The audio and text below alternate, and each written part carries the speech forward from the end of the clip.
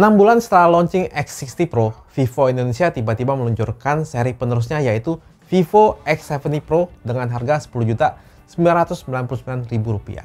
Saya cukup kaget ya, karena gap waktu launching antara kedua smartphone tersebut cukup singkat. Jadi pas saya lagi nyaman-nyamannya pakai Vivo X60 Pro, tato ada yang baru lagi nih. Tapi pastinya saya sangat penasaran dengan HP ini, dan langsung aja mengiyakan tawaran untuk mencoba Vivo X70 Pro biar bisa cari tahu apa aja yang spesial dari smartphone ini. Seperti yang kita tahu, yang sangat spesial dari Vivo X series adalah kameranya, terutama hasil fotonya yang sangat impresif. Untuk itu di awal video ini saya akan langsung bahas sektor ini terlebih dahulu. Vivo tetap berkolaborasi dengan Zeiss dalam merancang sistem kamera secara software maupun hardware di Vivo X70 Pro. Dan banyak yang baru dari kamera smartphone ini. Dari desainnya dibuat lebih baru, sedikit lebih besar juga, dan ini untuk mengakomodir sensor kameranya yang lebih besar. Vivo menamakannya Cloud Valley Design. Terlihat lebih fresh ya. Yang spesial, di sini coating lensanya sudah memiliki Zeiss T-Star coating yang biasa ada di lensa premium Zeiss. Jadi maksudnya bisa bikin kamera lebih terbebas dari stray light, glare, sewaktu foto backlight. Dan lebih bisa menghindari ghosting atau berbayang. Intinya lensanya lebih clear dan berkualitas. Sensor kamera HP ini juga baru. Kamera utamanya beresolusi 50 megapiksel ultra sensing gimbal kamera dan ukuran sensornya lebih besar, termasuk ukuran pikselnya. Kali ini Vivo memakai sensor Sony IMX766V. Ini agak berbeda dengan IMX766 biasa ya. Di sini Vivo sedikit men-tweak sensornya yang katanya bisa meresap 4,6% cahaya lebih banyak dan mengimprove autofocusnya dibanding IMX766 bawaan. Kamera ultra wide angle dan portrait telephoto 12 megapikselnya juga baru. Apalagi sekarang bukan di lensa telenya lebar banget. Dan kali ini Vivo kembali menyematkan lensa periscope. Hasil fotonya gimana? Ketajaman dan detail masih terasa bagus. Untuk hasil foto dari Vivo X series memang mengedepankan profesional fotografi. Menurut saya masih terjaga dengan sangat baik. Hasilnya sangat tajam dan ketajamannya saya lihat sih masih terlihat natural. Jadi bukan tajam yang dibikin over dan terlihat artifisial gitu. Natural bokehnya juga shallow banget, jadi terlihat bagus. Ini karena ukuran sensor yang besar dan bukan atau f yang lebar juga, yaitu f1.75. Untuk warna gimana? Di kebanyakan foto yang saya ambil sih warnanya cenderung agak vivid. Enak dilihat di mata dan masih lumayan natural. Dynamic range-nya sangat lebar, pas foto backlight pun hasilnya bagus. Terus, karena memakai lensa dengan Zeiss T-Star coating, refleksi cahaya itu bisa berkurang drastis dari kamera pada umumnya. Dan untuk kontras di kebanyakan foto yang saya ambil terlihat pas. Tapi ada beberapa foto yang saya ambil itu, fotonya cenderung terang semua, termasuk di daerah shadow-nya. Ini bukannya jelek ya, tapi selera. Foto seperti ini tuh memang ciri khas dari ISP MediaTek yang HDR-nya cenderung agresif. Kalau tebakan saya sih begini, Vivo dan Zeiss mungkin mau mengurangi intensitas HDR bawaan ISP-nya. Tapi pas saya tes, mungkin softwarenya belum final banget, jadi masih ada karakter ISP bawaan yang bocor di beberapa foto yang saya ambil. Sekali lagi, ini bukan berarti jelek ya, karena ini masalah selera. Kamera ultra wide angle-nya bagus, terlihat tajam dan dynamic range juga lumayan lebar. Yang saya lihat sih, karakter ultra wide angle-nya lumayan konsisten jika dibandingkan dengan kamera utamanya. Ada sih bedanya, tapi sedikit doang dan overall memuaskan. Sekarang ke bagian favorit saya dari kamera Vivo X series nih, yaitu mode portrait dan lensa telenya. Salah satu alasan saya akhirnya beli Vivo X60 Pro kemarin adalah hasil foto portretnya yang sangat impresif. Nah, di sini tuh hasilnya masih tetap bagus dan impresif. Masih bisa mengecoh orang. Jadi, ketajaman, detail, kontras, efek bokehnya itu kelihatan natural, seakan-akan memakai kamera mirrorless atau profesional. Yang jadi godaan juga untuk upgrade ke Vivo X70 Pro ini adalah fiturnya yang semakin banyak. Kemarin kan ada style portrait Zeiss Biotar tuh, yang bisa bikin efek bokehnya jadi swirly seperti lensa klasik Zeiss yang terkenal di kalangan fotografer itu. Sekarang ditambah 3 lagi yang baru. Ada Distagon Style, Planar, dan Sonar. Jadi total ada 4 styles dari karakter lensa Zeiss. Uniknya lagi, foto portretnya itu bisa diambil di lensa auto, 2 kali zoom, dan di 5 kali zoomnya juga. Wah, ini sih keren banget menurut saya. Hampir semua lensanya itu bisa dimanfaatin buat foto portrait. Terus bisa dimanfaatin buat foto hewan peliharaan juga. Jadi dia nggak cuma bisa di-tag manusia aja. Sebagai informasi, untuk varian X70 Pro yang global, Vivo nggak memakai custom V1 ISP chip. Adanya di varian X70 Pro Plus. Tapi saya nggak tahu bedanya apa. Dan hasil fotonya pun masih bagus-bagus aja. Jadi saya belum terlalu peduli sih.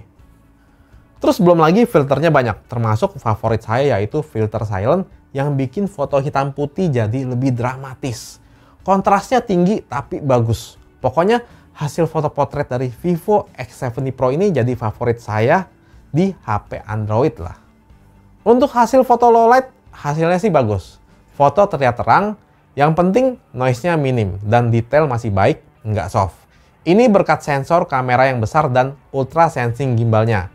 Foto di tempat yang banyak lampu jalan juga jadinya nggak reflektif berkat Zeiss T-Star Coating. Ultra wide angle-nya juga lumayan banget di kondisi ini. Belum lagi ada fitur Real Time Extreme Night Vision. Kehebatan dari fitur ini terlihat banget pas kondisi extreme low light atau hampir tanpa cahaya. Kalian bisa lihat sendiri contoh sewaktu kondisi asli dan hasil jepretan Vivo X70 Pro berikut ini. Pokoknya kalau kalian mau dapetin gambar yang jelas di tempat yang gelap, HP ini bisa mendeliver itu.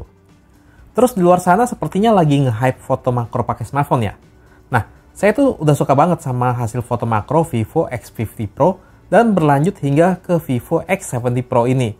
Makronya masih tetap menggunakan kamera ultra wide angle-nya, yang menurut saya pintar, karena resolusinya besar, jadinya tajam.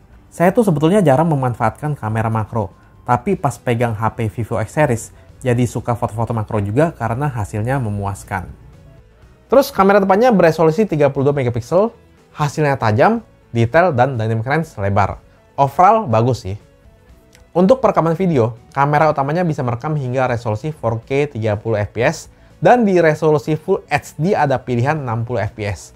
Selebihnya termasuk kamera depan bisa merekam hingga resolusi Full HD 30 fps. Sebetulnya yang saya suka sih ada pilihan 24 fps, yang menurut saya bakal banyak dipakai oleh filmmaker yang mau bikin film menggunakan smartphone. Kalau 30 dan 60 fps cocok banget buat yang mau bikin konten di sosial media. Autofocus waktu merekam video sih bagus. Dia lebih akurat, jadi ada improvement dibandingkan seri sebelumnya. Ini karena ada campur tangan Vivo dalam mengcustom sensornya juga. Yang saya suka sih perpindahan fokusnya itu halus waktu merekam video, jadi bisa terasa lebih enak dilihat. Ultra wide angle-nya pun ada autofocus. Kalau kalian mau rekam video di kondisi gelap, HP ini punya fitur Super Night Video untuk bisa hasilin video yang lebih terang. Anggaplah ini kayak night mode untuk video. Memang sih hasilnya belum seimpresif night mode di foto, tapi ini langkah awal yang oke banget dari Vivo. Tentunya yang spesial dari HP ini adalah gimbal stabilisasinya. Goyangan saat kita rekam video sambil jalan itu bisa diminimalisir banget. Dan hasil video stabilisasinya sih saya bilang masih salah satu yang terbaik. Saya ngetes rekam di 5 kali zoom sambil jalan juga terasa stabil ya. Terus fitur gimbal ini bisa dinyalakan sewaktu rekam di resolusi 4K 60 fps juga.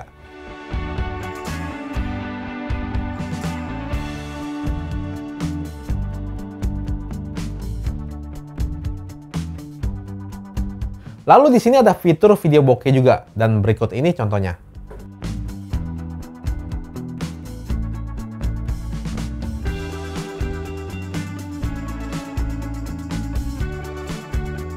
Yang juga baru di HP ini ada fitur Pro Cinematic Video. Jadi kita bisa mengontrol penuh dari ISO, shutter speed, hingga manual fokus. Udah gitu asiknya, mode Pro di sini bisa menggunakan semua lensanya. Dari ultra wide angle hingga periskopnya. Sangat cocok bagi yang mau bikin film menggunakan smartphone.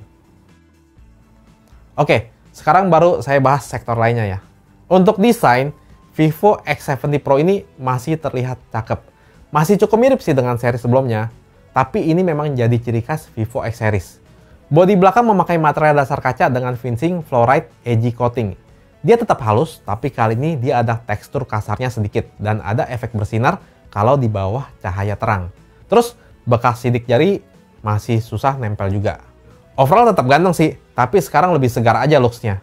Ke bagian depan, layarnya memakai desain ultra O-screen dengan punch hole di tengah. Pastinya terasa modern, berkat bezelnya yang sangat tipis juga. Panelnya menurut saya sangat bagus. Dia memakai AMOLED tapi kali ini tipenya yang paling baru yaitu E5 AMOLED. Sepertinya Vivo yang pertama kali mengadopsi layar ini ke smartphone mereka ya. Resolusinya Full HD Plus dan refresh rate-nya 120Hz, jadi sudah smooth.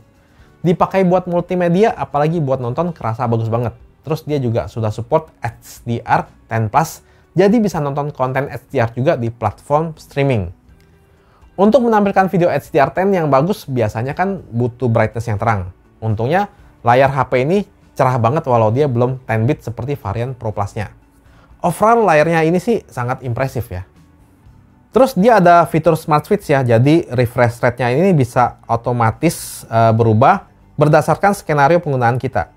Layar yang smooth juga terbantu oleh Vantage OS 12 baru yang performanya enteng juga. Dari semenjak Vivo V15 series, saya merasa Vantage OS itu udah enteng banget. Dan animasinya terasa smooth walau dulu masih 60Hz. Buka tutup aplikasi juga gegas. Multitasking juga enak berkat RAM 12GB-nya yang sudah besar. Ditambah lagi ada fitur Extended RAM 2.0.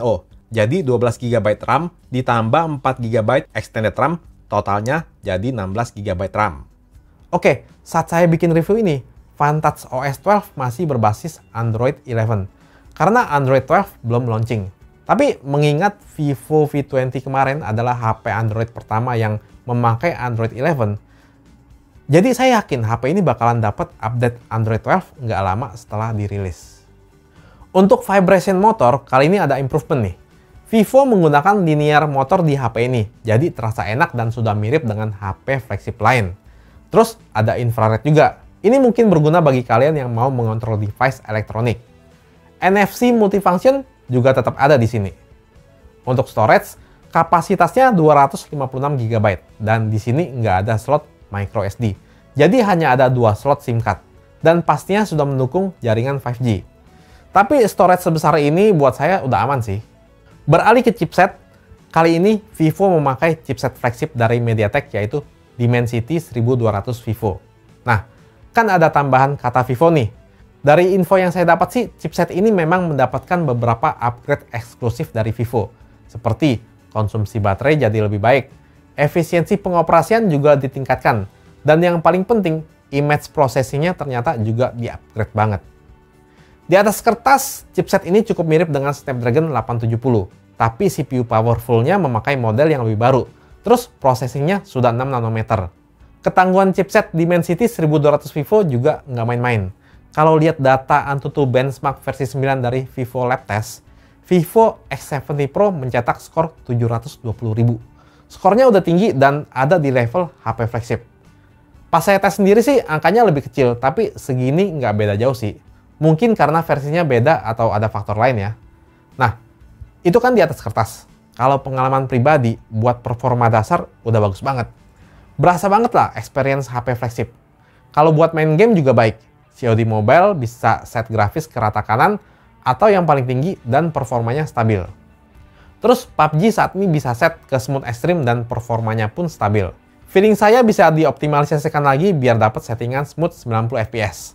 Terus chipset MediaTek biasa sudah optimal kalau main game MOBA seperti Wild Rift dan Mobile Legends. Untuk detailnya nanti saya bikin video tes gamingnya aja ya. Baterainya berkapasitas 4450 mAh. Kalau diperhatikan standar HP flagship biasa segini sih kapasitasnya ya. Untuk chargernya memakai Vivo Flash Charge yang kali ini lebih cepat yaitu 44 watt flash charge. Saya cas dari 10% ke 75% cuma butuh waktu 39 menit dan ini udah termasuk ngebut. Untuk speaker cuma ada satu. Memang bakal lebih baik lagi kalau speakernya ada 2 buah ya, tapi suaranya sih cukup bagus. Oke, kesimpulannya gimana? Vivo X70 Pro ini punya desain yang cakep, terlihat dan terasa premium. Lalu layarnya bagus dan smooth banget. Dibantu dengan Vantage OS yang enteng dan chipset flagship. Tapi yang bikin saya suka sama Vivo X Series adalah performa kameranya yang bagus dan cocok untuk saya. Saya merasa Vivo X70 Pro ini masih menawarkan performa kamera yang impresif. Saya tuh sering asal jepret-jepret. Ya istilahnya saya bukan fotografer profesional lah, tapi hasilnya bisa bagus. Apalagi di mode portretnya. Udah kayak pakai gear fotografi profesional. Banyak yang ditingkatkan di sektor kameranya termasuk coating lensanya yang memakai Zeiss T-Star Coating. Sensor kamera juga di-upgrade dan kali ini setupnya lengkap. Ada ultra wide angle, wide, portrait tele, hingga periskop. Jadi semuanya ke cover. Wah, andai udah bisa traveling lagi, bisa banget nih Vivo X70 Pro ini saya andalkan untuk menggantikan kamera mirrorless saya.